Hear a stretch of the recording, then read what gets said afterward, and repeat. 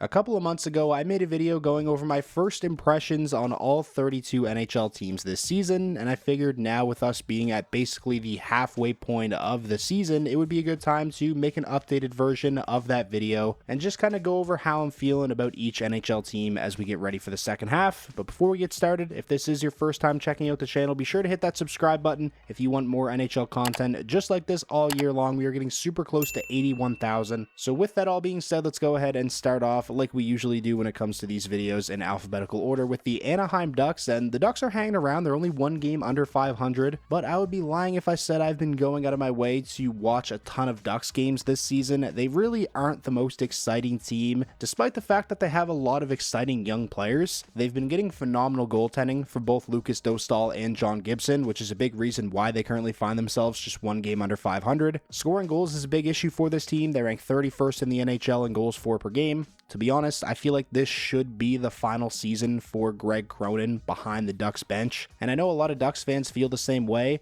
Whatever system he has in place, the way he has this team playing right now, just doesn't cater to the strengths of a lot of the important players on the Ducks team. Moving on now to the Bruins. It has been a very interesting season so far for Boston. They got off to a pretty rough start, which led to them letting go of Jim Montgomery. After the coaching change, they started to turn things around, but now they're struggling again. They've lost 5 straight games. Depth scoring continues to be an issue. The only 2 players on the team scoring above a half point per game pace are David Pastrnak and Brad Marchand. The Elias Lindholm contract already looks like one of the worst in the entire league. The goaltending hasn't been great from Swayman or Korpisalo, especially compared to the kind of goaltending that Boston had been getting the last couple of seasons. It's looking like this may finally be the year where we see a bit of a shakeup in terms of the playoff picture in the Atlantic Division. Next up, we have the Sabres. Don't even really know what to say aside from the fact that I just feel awful for Buffalo Sabres fans. It's looking like the Sabres are going to comfortably miss the playoffs for the 14th consecutive season. There's a ton of trade speculation going on right now when it comes to the Buffalo Sabres, and the one player that's being talked about most is Dylan Cousins. And sure, I think it's pretty safe to say Buffalo could use a shakeup, but is trading somebody like Dylan Cousins the kind of shakeup this team needs? Is that all of a sudden just going to make them turn things around?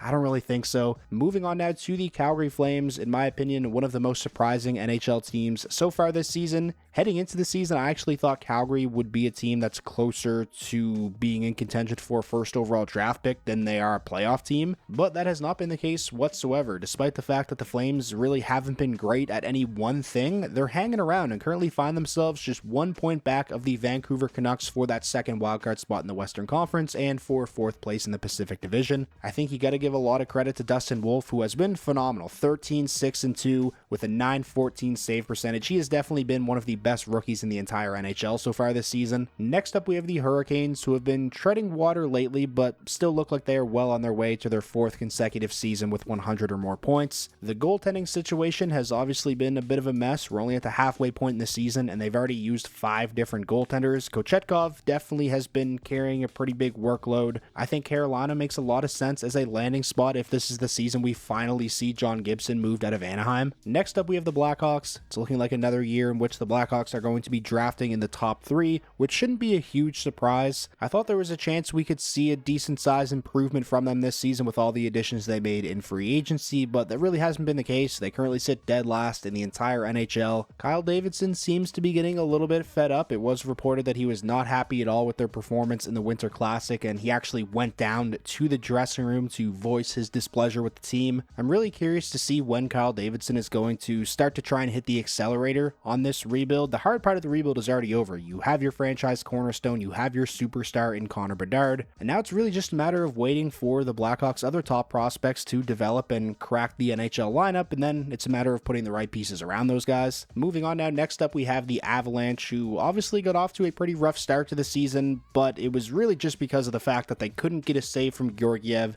and they were obviously riddled with injuries and had multiple key pieces out of the lineup. But now that the goaltending situation is in a much better place with Wedgwood and Blackwood, and they've gotten healthier, the Avalanche look like the contenders that everybody thought they were going to be. Next up, we have the Blue Jackets, who have been a huge surprise so far this season. I can't imagine there were very many people that expected Columbus to be sitting in a playoff spot in early January. On home ice, the Blue Jackets are one of the best offensive teams in the entire NHL. The Sean Monahan signing, which is a signing that I was kind of skeptical of, looks fantastic. He's point per game. Kirill Marchenko, Voronkov, Kent Johnson, all having breakout years, but their MVP has easily been Zach Werenski, who is having himself a Norris Trophy caliber season. And if the Blue Jackets do somehow manage to squeak into the playoffs, if they're able to maintain the position they're currently in, I honestly wouldn't be surprised if Zach Werenski gets some Hart Trophy votes come the end of the season. Next up, we have the Dallas Stars. Real strong first half for them. They currently sit third in the Central Division and have won 5 straight. Matt Duchene continues to play fantastic as a member of the Dallas Stars. He actually leads the team currently with 38 points and is probably on one of the best value contracts in the entire league. Moving on now to the Red Wings. Man, what a difference a coaching change and a couple of weeks can make. Heading into the Christmas break, I was down in the dumps as a Red Wings fan. Not only were the Red Wings in the basement of the NHL, but they were not fun to watch whatsoever. Every game was a snooze fest. I was pretty much at the point where I thought this season was a write-off for the Red Wings, and I was just hoping that they would end up getting some good lottery luck at the end of the season and land a top draft pick. But Steve Yzerman finally decided to shake things up. On Boxing Day, he let go of Derek Lalonde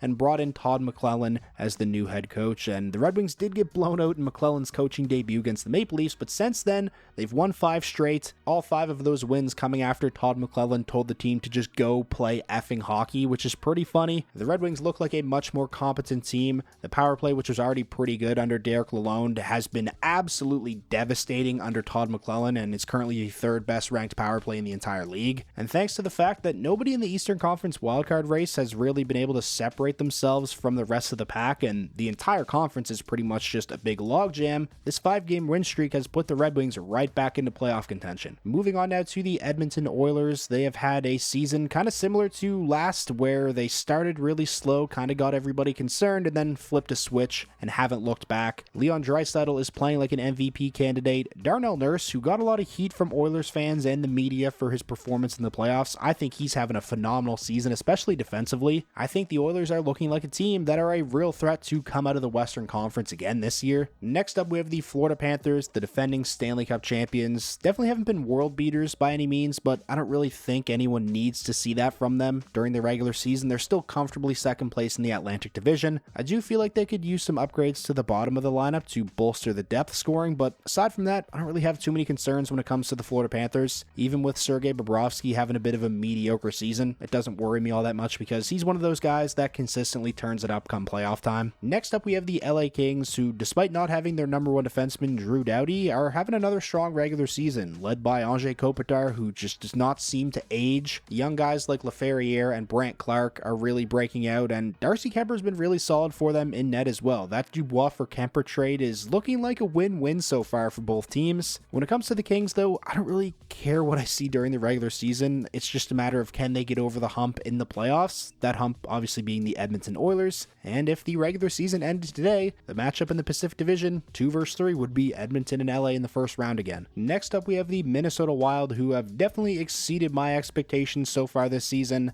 I predicted them to miss the playoffs, and not only are they comfortably in a playoff spot, they are actually in the hunt for the President's Trophy, just 3 points back of the Golden Knights for first place in the entire league. Kirill Kaprizov is a Hart Trophy candidate. Philip Gustafson has had a massive bounce-back season. Young stars like Faber, Boldy, and Rossi are continuing to thrive. The Wild look like legit contenders this season, and even looking beyond this season, this summer the Minnesota Wild are going to have a ton of cap space to work with. Just from an organizational standpoint, I think the Wild are in a fantastic position right now. Moving on now to Montreal, things are going really well for the Canadiens right now. They are surging 8-2 in their last 10, just 1 point back of Columbus for that second wildcard spot in the Eastern Conference. Even though he hasn't done a whole lot at even strength, it really feels like them getting Patrick Laine back is what injected some life into this team, and obviously Laine has been lights out on the power play with 8 goals in 13 games. Lots to like if you're a Canadiens fan right now. The guys you want to see playing well are playing well, especially Lane Hudson. If the season ended today, he very well may be the Calder Trophy winner. Next up, we have the Nashville Predators, who I think are far and away the most disappointing team in the entire league.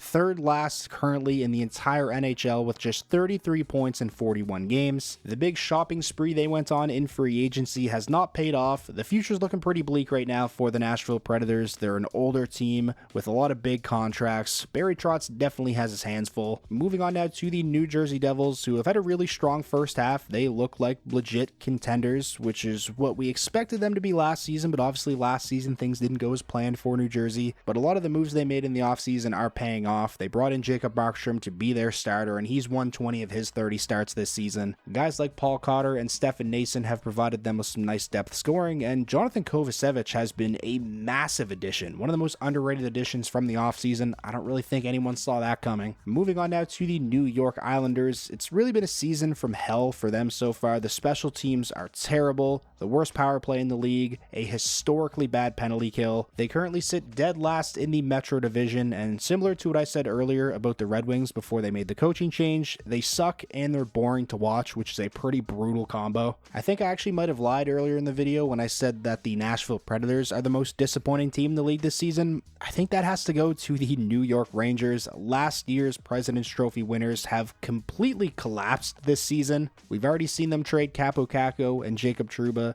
You have to imagine they're going to make a couple of more moves before the trade deadline. For as bad as they've been, the crazy thing is they're still only 4 points out of a playoff spot because the rest of the East is so mediocre. But the fact that we are even sitting here talking about the fact that the Rangers could potentially miss the playoffs this season and are out of a playoff spot in January is pretty crazy. Moving on now to Ottawa. I think if you're a Senators fan, you have to be pretty content with where the team is at right now. They're 2 games over 500, just 1 point back of Columbus for that second wildcard spot with 2 games in hand. Prior to the Senators' current 3-game losing streak, they were red hot. Linus Ullmark was playing out of his mind. Unfortunately, he then got hurt, which was a pretty big blow, but as long as the Senators can just stay afloat and not completely collapse as they wait for Ullmark to return to the lineup, I think there's a pretty good chance we could see them make the playoffs this season. Moving on now to the Philadelphia Flyers, another one of those teams in the Eastern Conference that are kind of just hovering around 500, but to be honest, I really don't view them as a legit threat to make the playoffs. Matvei Michkov has been a treat to watch. He looks like the real deal, and Konechny's having another fantastic season. But aside from those guys, they just don't really have a whole lot of offensive firepower, and for a team that's getting pretty bad goaltending, that really isn't a recipe for success. Next up, we have the Penguins, similar to the Philadelphia Flyers again. Another one of those teams in the East that are just hovering around 500. They're currently 17, 17, and 8.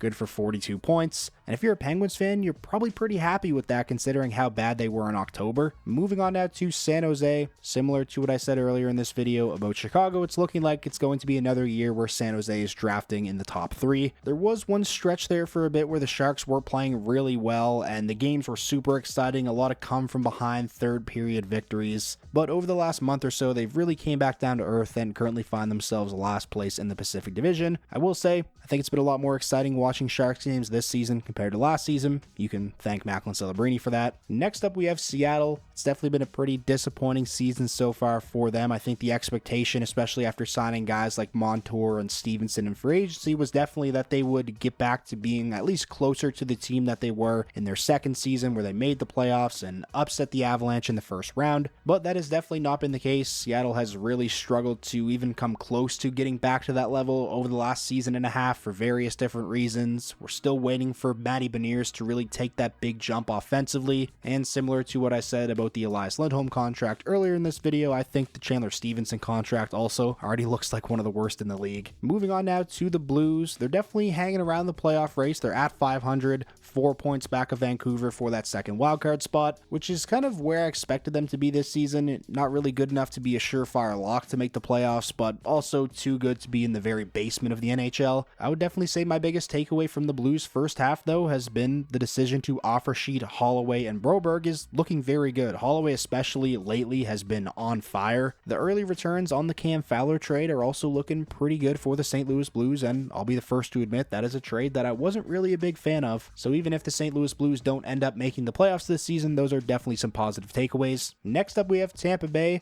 I think it's been a solid first half for them. They're 1 point back of Boston for third place in the Atlantic Division but they have 5 games in hand, so by points percentage, they are comfortably in that third spot. Kucherov is having another MVP caliber season, and the decision to let Steven Stamkos walk, which I'm sure was a tough one, and then bringing in somebody like Jake Gensel is looking pretty damn good for Tampa Bay so far. The Toronto Maple Leafs are up next. If you're a Leafs fan, I think you have to be very happy with where the team is at right now. First place in the Atlantic Division, and just 2 points back of the Washington Capitals for first place in the entire Eastern Conference, and that is despite Austin Matthews missing as much time as he had, and even when he's been in the lineup, he probably hasn't been at 100%. Defensively, they've been very solid. Chris Tanev has been a huge add, and they're getting phenomenal goaltending as well. Obviously, before going down with that knee injury, Stolarz was one of the best goaltenders in the league so far this season, and since he's been injured, Joseph Woll has really stepped up in a big way. Next up, we have Utah, who are definitely still in the playoff race in the Western Conference, but I would say they're more of a long shot to make it at this point. They've been really streaky this season. Still definitely lots to like. Logan Cooley is having a big breakout season. Dylan Guenther is scoring at a 30-plus goal pace, but it's definitely not looking like they're going to have that magical first season that I think a lot of people were hoping for. Moving along now, next up we have the Canucks, and even though they're currently occupying that second wildcard spot in the Western Conference, things are looking pretty dicey right now. Obviously, they've had some brutal injury luck, especially when it comes to Thatcher Demko, and it feels like there's just kind of a dark cloud hanging over the team right now because of the whole Elias Pettersson and JT Miller situation. If it is actually to the point where Vancouver feels they have to trade one of them,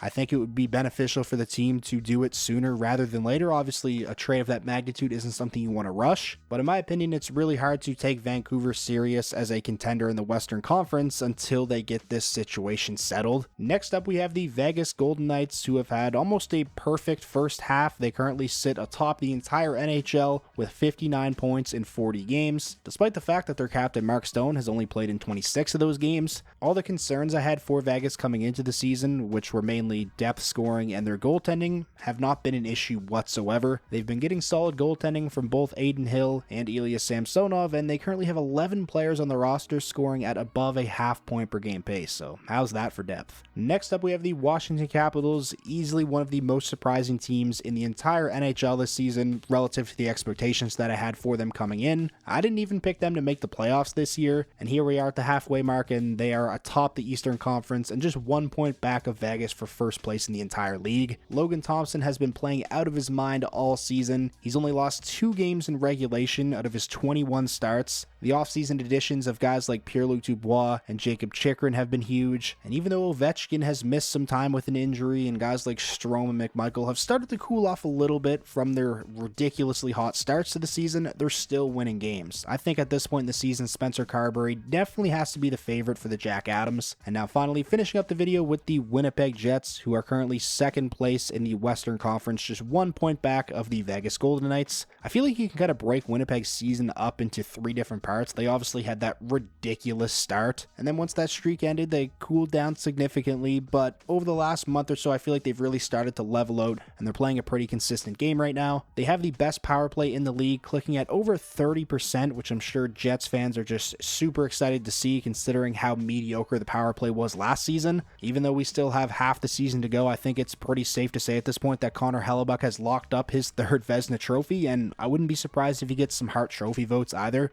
I think the Jets are legit this season and are certainly a threat to come out of the Western Conference. So that is going to wrap up today's video. Those are my thoughts on all 32 NHL teams as we gear up for the second half of the regular season. If you made it all this way to the end of the video and you ended up enjoying yourself, please remember to leave a like. It's the best way to let me know that you enjoyed, and it does help out the videos a ton. And as always, I want to know what you guys are thinking, so let me know down below in the comments. How do you feel about where your team stands currently at the halfway point? And if this was your first time checking out the channel and you want more NHL content just like this all year round, be sure to hit that subscribe button, and I will talk to you all again soon.